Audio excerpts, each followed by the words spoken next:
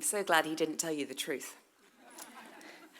Thank you so much, Tom. It's always an honor to have that type of introduction where somebody's put so much thought and personal reflection into it. So really, thank you, Tom. And I just want to take a moment to literally just go, wow.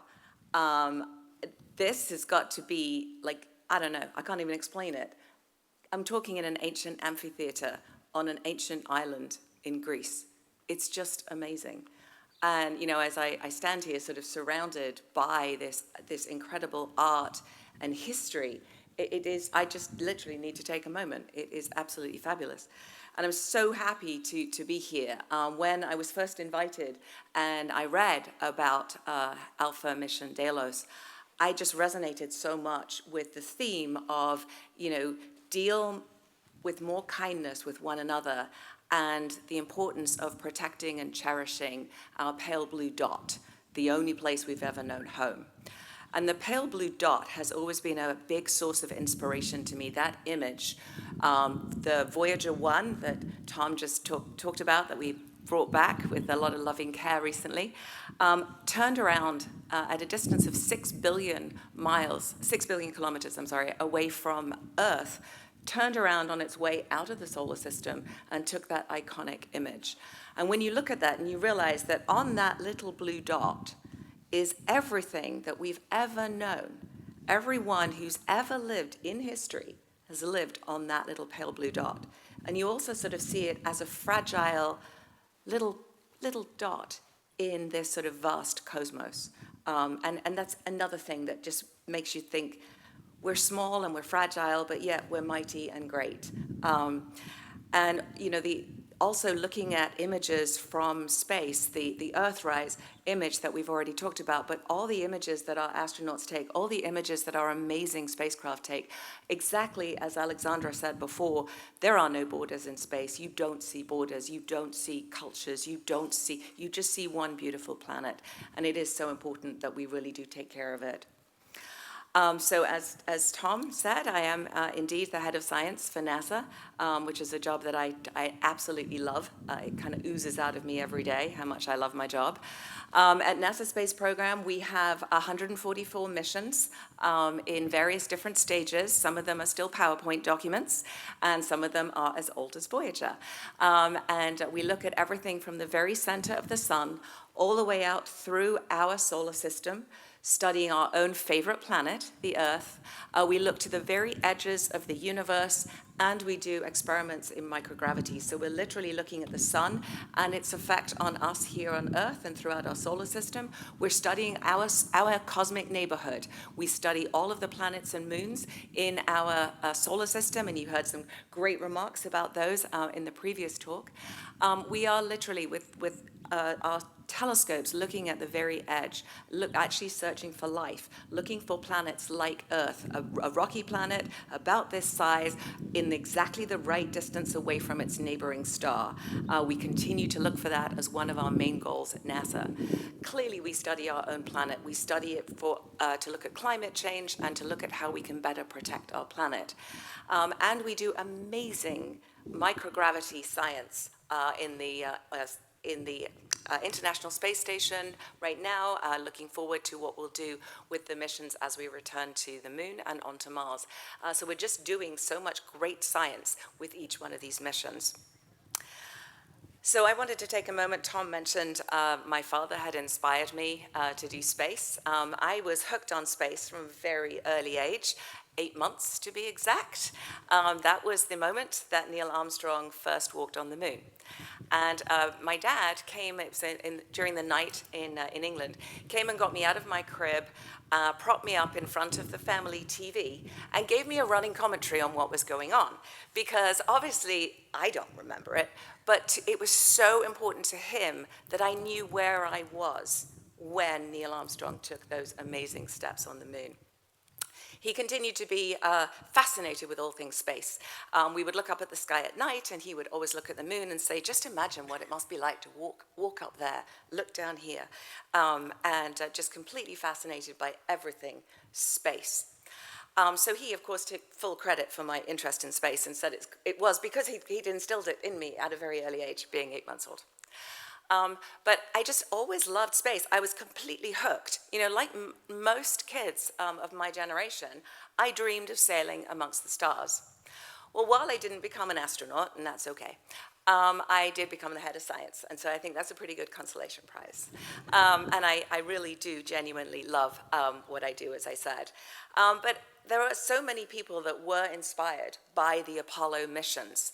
I mean, it's just such a great thing. We put somebody on the moon. And of course, as you know, Apollo, named for the Greek god of laughter and of joy and of music and of dance and of archery and of light.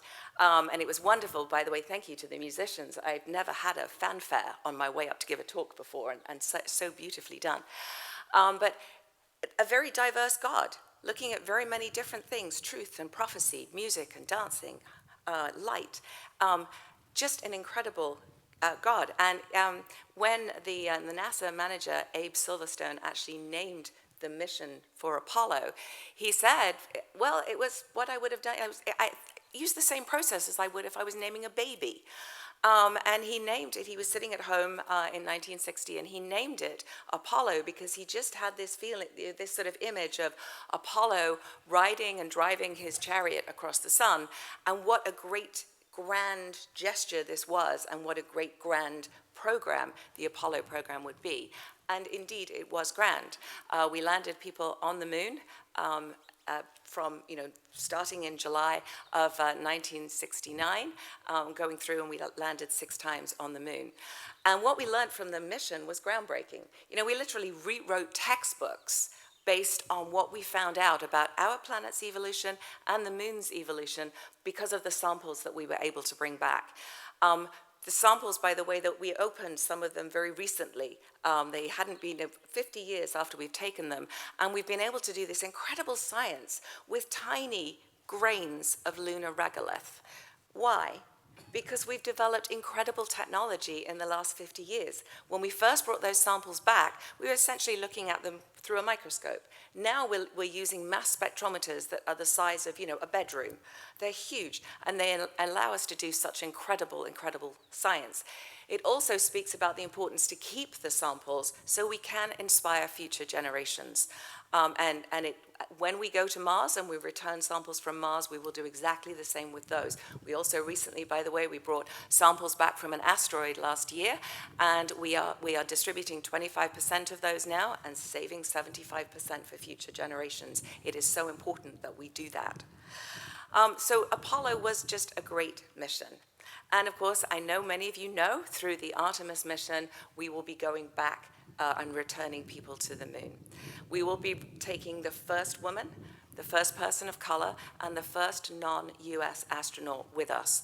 And that, I think, is really inspirational. Now, with Artemis, you'll notice that I didn't say NASA. I said we are going back, because we are going back as a global, worldwide community. And that's what we're doing with the Artemis program. Now, we welcome, even though NASA may be leading the Artemis program, we really do cherish all of our international partnerships. They are so important as we get ready to return to the moon. We have many international partners, many commercial companies, many people that it will take that village to actually enable us to have a sustained and robust presence on the moon. And of course, as we have all of these new players coming in, it is really important that we kind of get together and come up with a sort of an agreed upon state of norms. How do we want to behave as we use space, as we go back to the moon? And so NASA, with the US Department of State in 2020, developed the Artemis Accords together with 7 core signatories. And it really is like a sort of norms of behavior. How do we want to behave in space? Things like we talked about planetary protection before, the need to make sure that we preserve the moon as well as preserving us here on Earth. The same when we go to Mars. We don't want to go and destroy it. We heard yesterday the importance with archaeology of not going and digging it up, but actually going and preserving it. And that is what we need to do as we journey out into space. So the Artemis Accords, we did welcome Greece as a signatory in February. They were the 35th nation to sign on to the Artemis Accords. We have 38 nations so far signed on, and it really is just how we're going to go back together as this global community. And Artemis is for me, it's a wonderful name to have for this mission. Different to Apollo, twin sister, obviously, but the goddess of the moon and the goddess of light, and just the wonder of the hunt, it's just a perfect name because literally and figuratively, she will, as the torchbearer, light our way to Mars. Because we look at the lunar program, the returning to the moon, as kind of those first steps to being able to have that sustained, long-duration presence in space that is necessary for crewed missions to go to Mars. So we're really, really delighted about having the name Artemis as our guide. And I think it also shows us sort of, again, with the thoughts from Alpha Mission Delos, but the need to put ancient wisdom together with the hope and the spirit and the ingenuity and the wiseness that we have today with our technology and our science, and putting those together, that kind of, the lessons learned that we have from Apollo and from other missions that have come before, and how we put those into the Artemis mission. And we often talk about lessons learned. What we aim to do always at NASA is do lessons applied. Lessons learned are great. Lessons applied are so much better.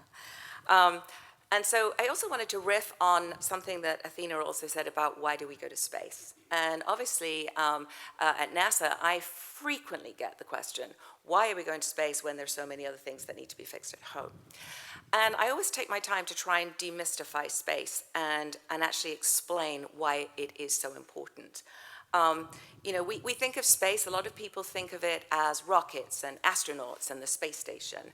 But really, space is all around us. Space science is everywhere, and it does so much more than just the technology. Having said that, the technology itself is pretty cool.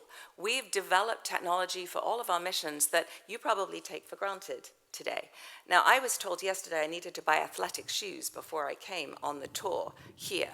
And I really benefited from the cushioning, the walking on air that we all enjoy doing with our tennis shoes. You can thank spacesuits for that technology.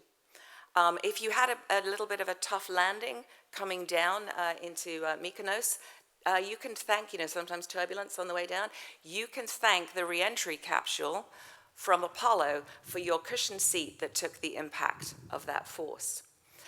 We can talk about handheld computers, otherwise known as iPads, cameras that are in cell phones. Yes, without NASA, you wouldn't be able to take a selfie. It is the way we communicate, the need to have the open communication, all the things, the jaws of life. So many medical experiments, so many things have come from the space age, from the Apollo program and beyond.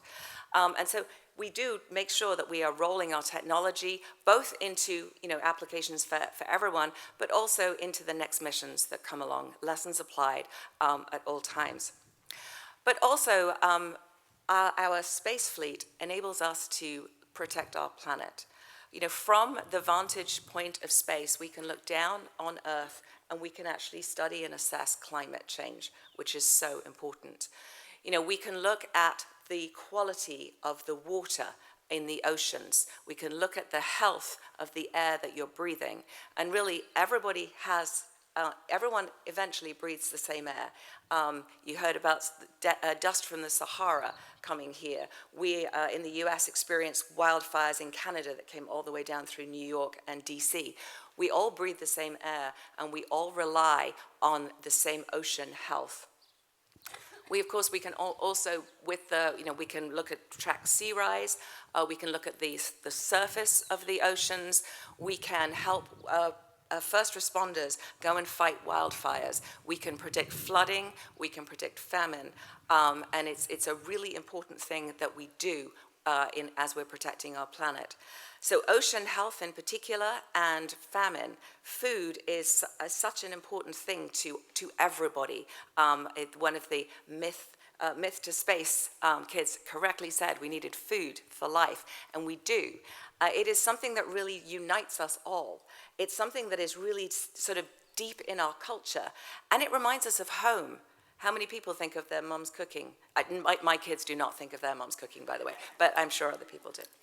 But it really does, so food nourishes our body, space nourishes our soul. And, you know, space is so inspiring. It is hard, I dare you, to not look at some of our images from the James Webb Space Telescope, which we launched a few years ago. When you look in that, you see cosmic beauty. You see the birthplace of stars. You see planetary disks forming. You see black holes colliding. You see incredible, incredible science, but it is absolutely beautiful. It is stunning. And, you know, we want to continue to do that. We want to continue to sort of bring together the arts and the space science that we do, because it is so important. And even Steve Jobs, the founder of Apple, I won't get the quote quite right, but he said, you know, technology alone is not enough. We need to have technology with liberal arts and technology with humanities, and that will create the results that will you know, fill our hearts with joy. And it's such an accurate statement. There are so many interplays when we look back in history at famous scientists and famous engineers. So many of them were really accomplished sculptors and painters and artists, bringing together the things that we do so well. We welcome artists and sculptors and painters and poets into what we do at NASA. Those kind of different ways of thinking are so important. The artistic way of thinking is very different to the scientific method, and yet together they're so powerful. Things like actual critical thinking, clear communication, problem solving, that all comes from the art side, and bringing that in with the science and technology is just such a powerful thing to do together. We have a number of examples of ways that we try and do that at NASA. One was actually in the Apollo period. NASA commissioned cooperative artists to paint fabulous works of art to kind of just get across to people the magnitude of what we were doing with the Apollo program, what it might feel like to be on the moon through artistic expression. Many of you are familiar with the Voyager Golden Record, containing 55 messages, or like welcome messages, containing music, containing art, as well as, of course, containing scientific data. There, as our two Voyagers, ambassadors out in interstellar space, just hoping to find somebody to play that record. We also regularly work with artists. We have, you know, many sort of things where we invite people to do art that's inspired by our missions. There was a really beautiful set of paintings that were done for our Psyche mission that launched last year, which is going to a metal asteroid. And there was a very metal theme about all the artwork, but it was absolutely beautiful. We are actually in the heliophysics big year right now. I didn't mention you're welcome for the sun. I am a heliophysicist, so I brought the sun with me. And we're in the middle of the heliophysics big year, and this is kind of a global celebration of how we're trying to connect more with people. That has several celestial events. We've had 2 eclipses that were visible in the US. One in October last year was an annular eclipse, so kind of like a ring of fire around the sun. And then in April, we were treated to a total solar eclipse. We are also, as Tom mentioned, aurora being seen in places that don't normally see them. Our sun is very active. We're moving up towards the maximum phase of the sun, and so we're celebrating that. And then, unashamedly, the heliophysics big year finishes with Parker Solar Probe's closest approach, when we'll come within 10 solar radii of the sun's surface. So if I put the Earth and the sun 1 meter apart, Parker Solar Probe will be 4 centimeters from the sun, traveling at nearly 200 kilometers a second. Yes, I'll just leave you all to go, wow. I can just about visualize 200 kilometers an hour a second. That's like crazy.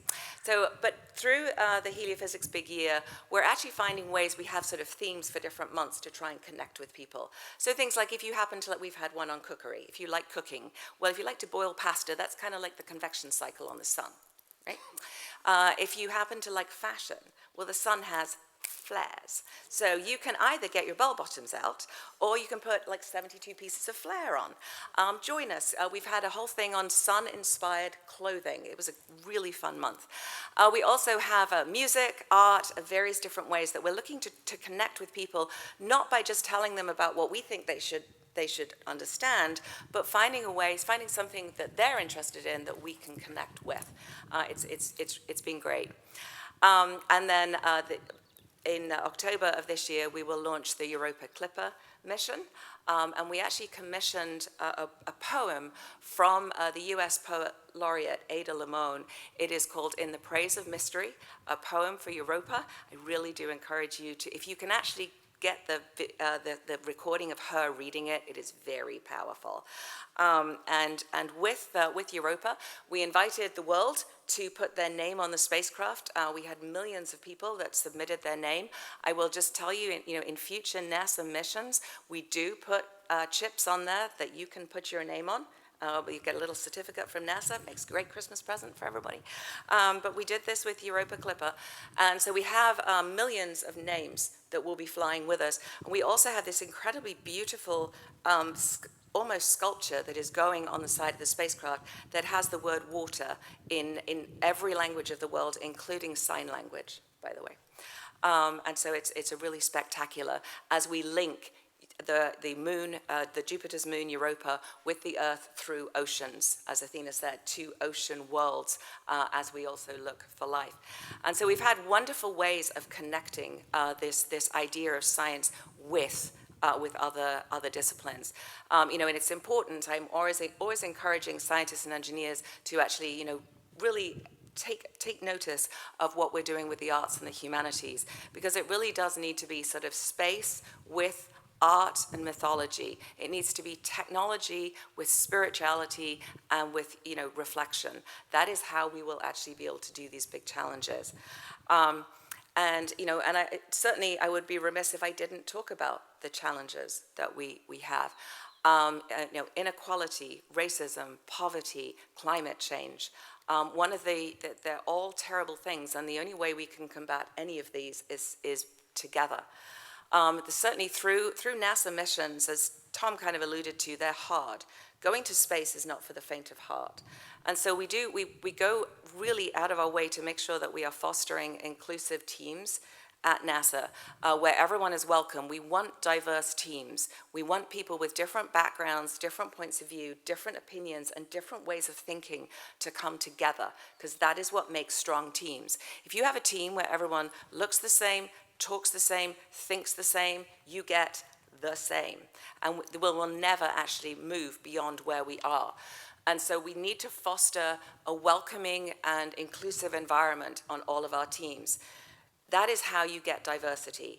If you just take somebody and say, well, I'm going to just put you on my team because you look different, but you don't make them feel included and you don't make them feel welcome, they will leave, and you did not move the ball forward at all. And so inclusion is a very, very big part of what we do. I cannot stress enough that until we really have inclusion, we will never solve so many of the world's problems.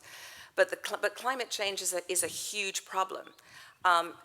Maybe just one more thought on inclusion, which is scientists and studies have shown that students who do science and engineering that actually feel and identify that they're doing something for the greater good, they're doing something for everybody rather than just, that research paper, are far more likely to stay in that field because they really feel connected with it. And that's another important message. But as we move forward to climate change, I talked about why we want to go to space, why we need to go to space to study these things. But standing here on Delos, Delos and Greece are just so emblematic of the issues faced by climate change: rising sea levels, extreme heat, flooding, wildfires, things that actually NASA and ESA together are working very hard to combat. Using data from space, we can actually look at the sea level rise. We can predict when flooding may occur. We really do get our data to first responders. And this is something that's really important about getting data into the hands of people who need it. Open data, public data, sharing of data is one of our core values, because if I just take data and I write a paper, that's great, but I could be taking data and producing a product that will actually help everybody, and that is much greater. And so we work with first responders to be able to provide them information about wildfires. We use a model called the GEOS-5, which is very much used by Mediterranean countries to help them track wildfires. Not just tracking them, but predicting where they're going to move to, which is really, really key for the first responders. In the wildfires that happened in Greece in 2023, the NASA's Disaster Recovery Program actually worked with the World Food Kitchen to help them be able to know where they could take food and when. Again, it was looking not just at where the fires were, but also where the perimeters were anticipated to be in the next few days. We use data from space to be able to do that. So we can look at where maybe wildfires could break out by looking at the conditions. If it's very dry and it's been very dry for a while, that's certainly a place with increasing heat that a wildfire could start. But then we add the data from geostationary spacecraft to be able to tell folks this is actually where the fire is occurring right now. We are also looking at flooding. So by actually using our radar and our imagery data, we can look at where, like, high rainfall. We use a global precipitation mission to be able to do that. And it helps us. We see sudden, huge, intense rainfall. You can predict how flooding may occur there and which way that flooding will go.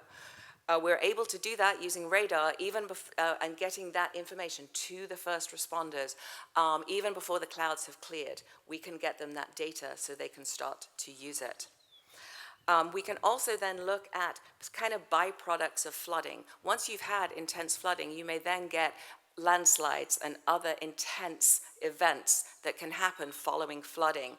We use our data not only to track the landslides, but actually to take it one level deeper with the first responders to start looking at individual roads and infrastructure that may be either damaged or could be damaged by the flooding that's occurring. So space is all around us. What we do together, and it's important, and it's important for so many reasons. But really, the idea of getting the information into the hands of people that need it. And that is one of the strategies that we have at NASA. We call it our Earth Science to Action strategy, and it literally is about making sure not only are all of our data public and public immediately, but I could say to you, my data are public, but if you can't use it and you don't understand it, and it's just like ones and zeros, I didn't really help you, although I've made it public. So we're taking that next step to actually work with the users, the end users, the people that really need it, to work out the right way to get them the data in a form that they can use immediately. And that is, something that I'm extremely passionate about, and that fits right in with the mission of, Alpha Mission Delos, of how do we take all this incredible science and actually get it to people that will make a difference. So I want to sort of finish with kind of a call to action. We've talked. Again, it's just so amazing to stand here with all of this space, all this space above me and history around me. And I started by, obviously, I'm a scientist, and it's a great joy of my life to be a scientist. But before I worked for NASA, I was a dancer and a singer and a dreamer and an expert Lego builder. I think one of the kind of sort of grounding things in Alpha Mission Delos is always remembering to go back to your roots. And so, I've heard several people talk about, artificial intelligence, but returning to that original AI, the ancestral intelligence, getting back to art and sculpture and expression and humanities and all of the things that are literally around us now. And that's the way that we will together be able to deal with these crises that are around on our planet. And it isn't this or that. It is always an and. It is science and art. It is technology and humanities. It is ingenuity, innovation, and expression. And that is how we will do this, by really joining these thoughts together to make sort of a global community of people that really want to make a difference. And unity is something that we really need. And I invite everybody to stand together in one global community, but always remembering that we each play a unique role in that unity. And that is a very powerful thing to remember. Even if you just do this, you think it's a tiny, insignificant thing, it's a unique thing that you did, and it joins us together in unity. And so, you know, as I sort of stand here surrounded by history, I hope that that you have, you know, kind of agree with me now that science, in particular space, is hope. And space is unity, and it can unify. And as you sit and you enjoy the amazing history and art around you, and hopefully you've enjoyed the space science that you've heard today, I hope that you will actually be stirred to join us and actually protect and cherish the pale blue dot, the only place we've ever known as home. Thank you.